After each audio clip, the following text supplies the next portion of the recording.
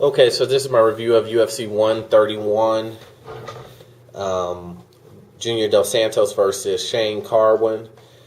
Let's first start off with saying that the card was okay. A lot of a lot of decisions.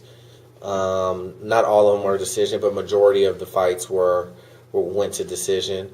Not saying that's an indication of a bad card, but it wasn't the best, but nor did we really expect, just from knowing who was fighting, that this would probably be one of UFC's best cards. It was a mediocre card, but technically wise, there were some really good fights in there. And let's first start off with Donald Cerrone versus Wagner Roca.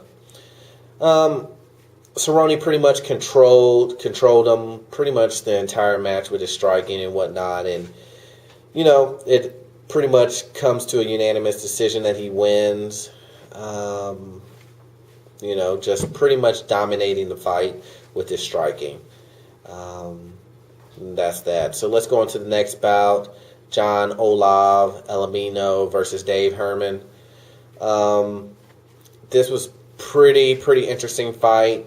Herman pretty much controlled Olav pretty much the whole match, and ends up TKOing him with punches in the second round, I believe.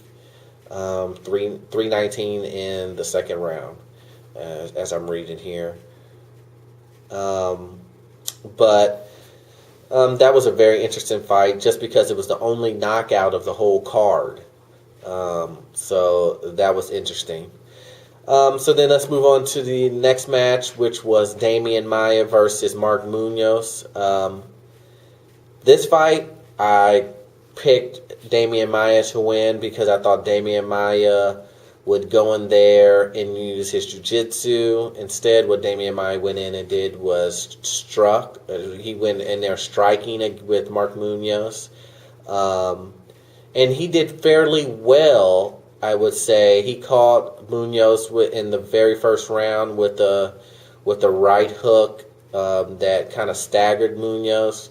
So he thought, I'm going to continue to stand up with him. But what Mark Munoz did was he ended up eventually saying, okay, yeah, I'll stand up with you a little bit, but only to set up my wrestling. And he used up his striking to set up his wrestling takedowns, and pretty much, I would say, controlled Damian Maia. He got into some bad submission positions, but was able to actually pull out of those and get into a better position, basically, to either stand the fight back up and then take Damian Maia back down, or to get into a better position to where he wouldn't be in danger of a submission. But most of the time it was a get back up, take you down if I get into a bad position, get out of that by standing back up, and then take you back down. And that was how Munoz beat Damian Maia, just using his wrestling skill, and Damian Maia really sticking to his to boxing and showing that, hey, I can go in there and box with the best of them, or I can strike with the best of them, and then I really pan it out for him. He eventually tried to go for takedowns after he finally realized he was losing the fight, but that was later. It was a little bit too late then. Then we have Kenny Florian. Next fight was Kenny Florian versus Diego Nunes. This fight, Kenny went in there and started slow. I mean, his first round, he was really getting beat by Diego. He was just, getting the speed difference was very, very noticeable.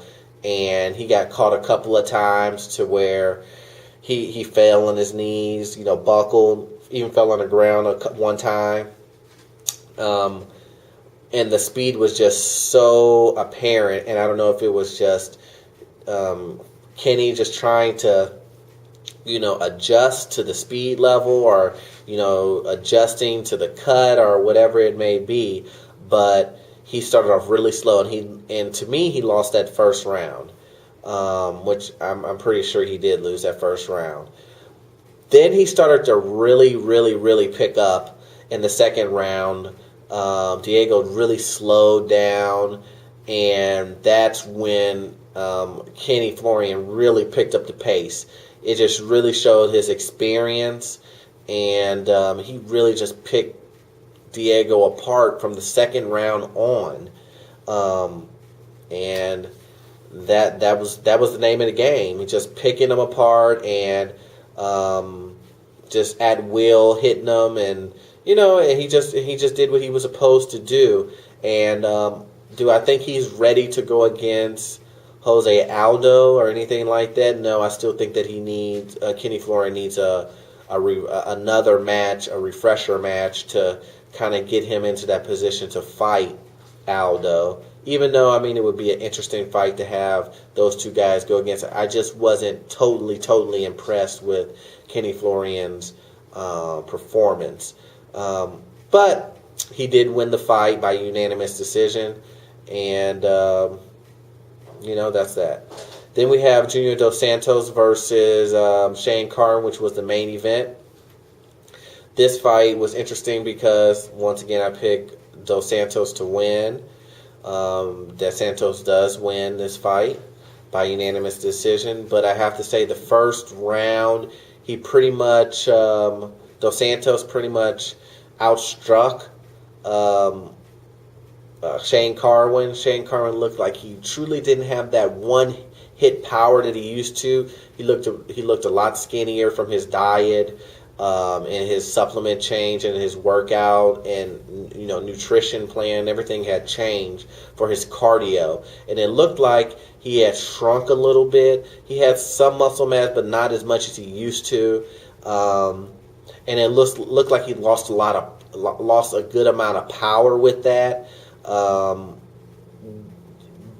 saying that it wasn't needed, because I doubt that if he would have had all of that muscle mass on him, that he could have actually went the whole 3 rounds like he did. But regardless, what ends up happening is Dos Santos really laid it on Carwin in the first round. And it looks like he was going to lose, but he didn't. So that was the end of that one. If you liked my review, please rate, comment, and subscribe. And I'll see you